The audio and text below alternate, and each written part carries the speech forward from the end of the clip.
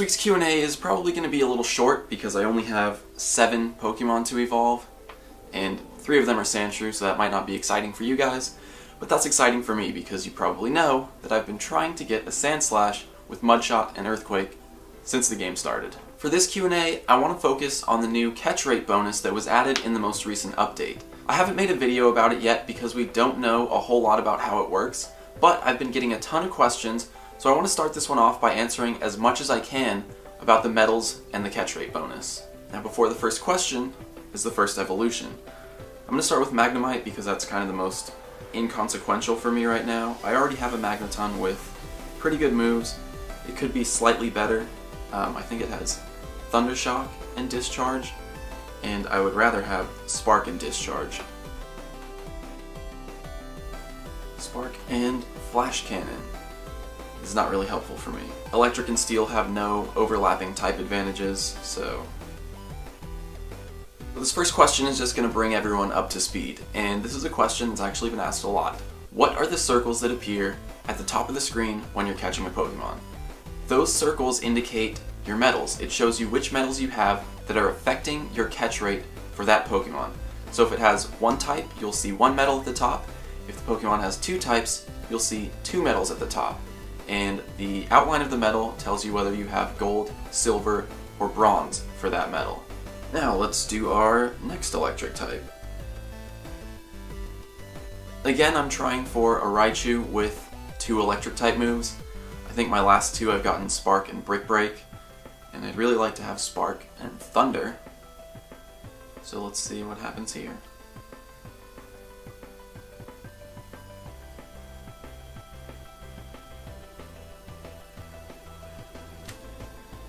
Alright, I'm getting back on my Pikachu grind. Does the catch bonus affect the color of the circle around the Pokemon? The answer to that is no. Someone on Reddit did the research on this, and unfortunately I can't find the thread now, so I can't give credit, but they encountered the same wild Pokemon with the old version of the app, then updated and encountered it with the new version, and found that the color of the circle was exactly the same. So you're not going to see the catch rate bonus reflected in the color of the circle. I'm going to do Geodude next. I do need a Golem with Mudshot Earthquake also, because it is the strongest ground type to have that moveset. So Golem with Mudshot Earthquake is the highest DPS ground type moveset that you can have.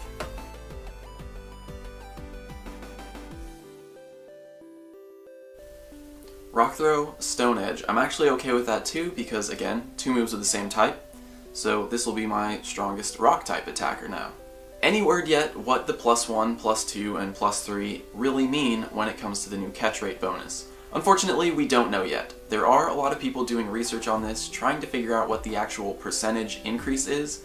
Now in Italian, the game actually does say +1%, +2%, +3%, but we don't know if that percentage is applied before or after, or where in the formula that percentage fits in. Also, we don't know if it's actually a percentage or if that was a translation error or something that happened in localization. Now if that is a flat percentage increase, we don't know where that actually fits into the formula. If it fits in at the very end of the formula and just adds to your final catch rate chance, +3% is actually going to double your chances of catching a high-level Dragonite. So it seems really small, but for high-level Pokemon, it's actually going to make a pretty big difference. Now remember, each Pokemon also has a base catch rate, and the percentage could get added to that, which would affect the calculation differently. So again, I'm going to make a video to update you guys on all of this once there's a little bit more research on it, and once we know a little bit more information. But just know that for now, people are reporting, and I'm sure you've experienced it as well, that Pokemon are slightly easier to catch since the medal bonus went live. Should I do Ghastly now, or should I do the Sandshrews? I'm going to do Ghastly now, because I'm actually really excited about this. This will be my first Gengar.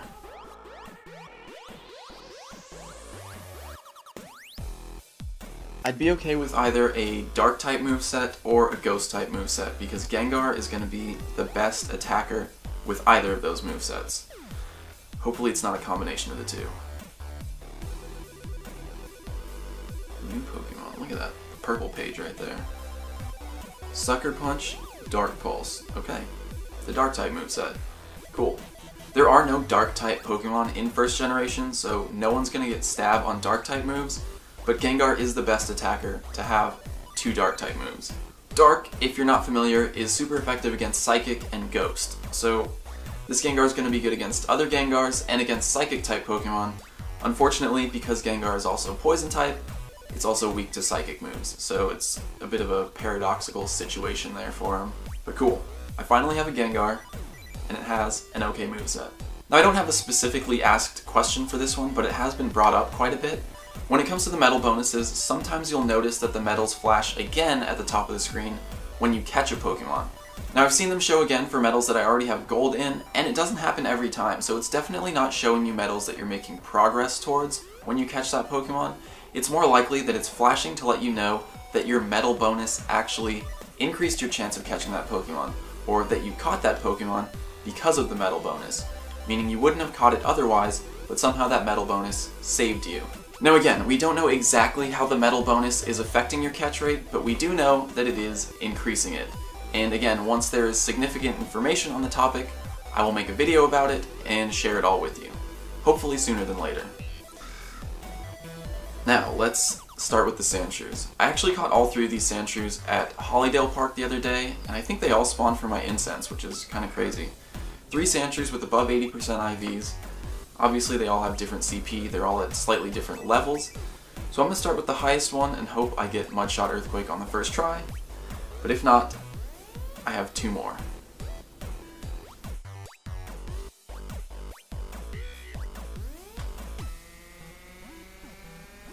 Two more tries. This is a quick question, but it's one that got asked a lot after the video about incense and lures at nests. How do you know if a Pokemon is naturally spawned from incense or from lures? Natural spawns have white rings underneath the Pokemon. Incense and lured Pokemon have pink rings, and incense Pokemon also have the pink incense dust cloud spinning around them. So it's really simple to tell, you just look at the color of the rings underneath the Pokemon. Alright, second try. I'm going to go for the next highest Sandshrew with this one. I hope it works out.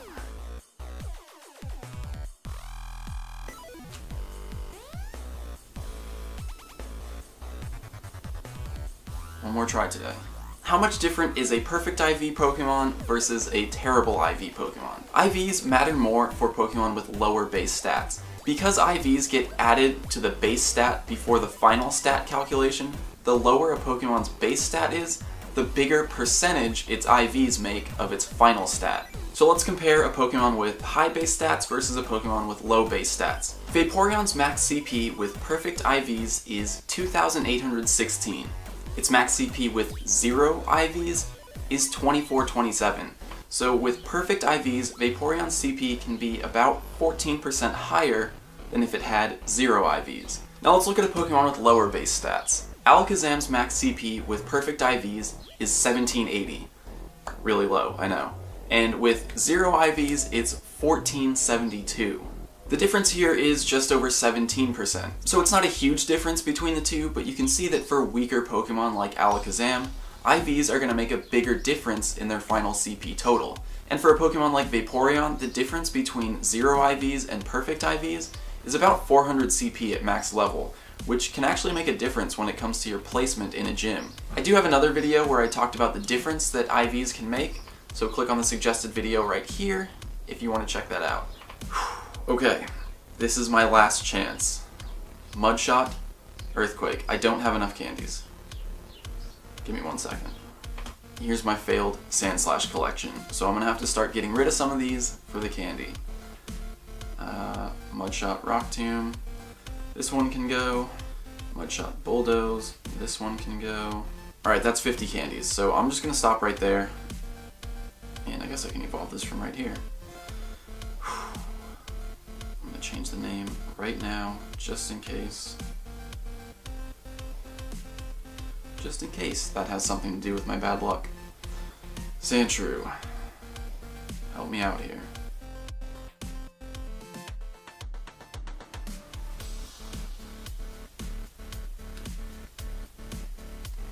I've evolved 8 Sandshrews now, and I still don't have a Sandslash with Mudshot Earthquake. The chances of getting any one specific moveset is 1 in 16. So out of 8 Sandshrews that I've evolved, it's actually not surprising that I haven't got Mudshot Earthquake yet.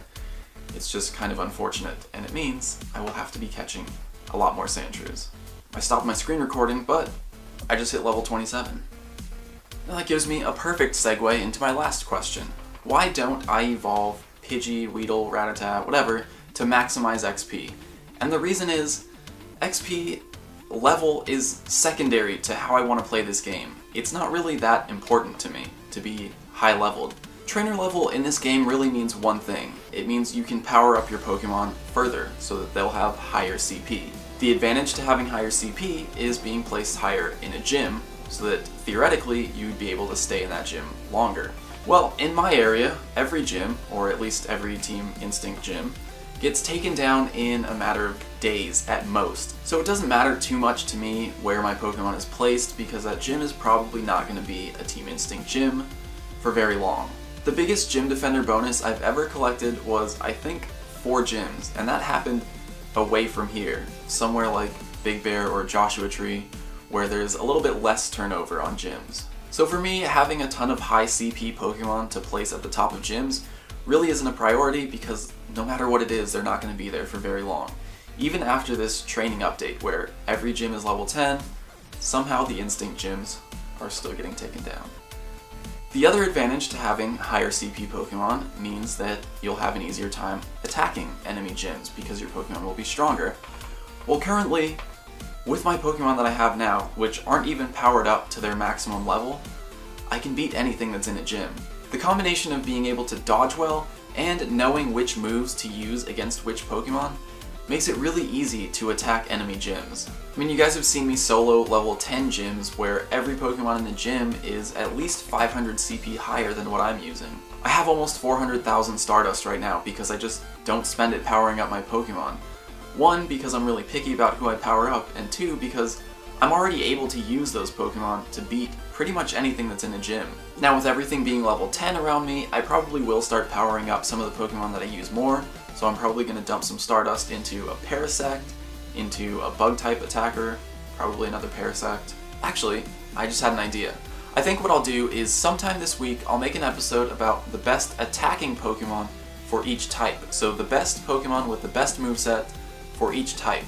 And in that episode I'll probably pick out the ones that I have and power them up, and then also talk about the types that I don't have the best Pokemon for. That should actually be pretty fun.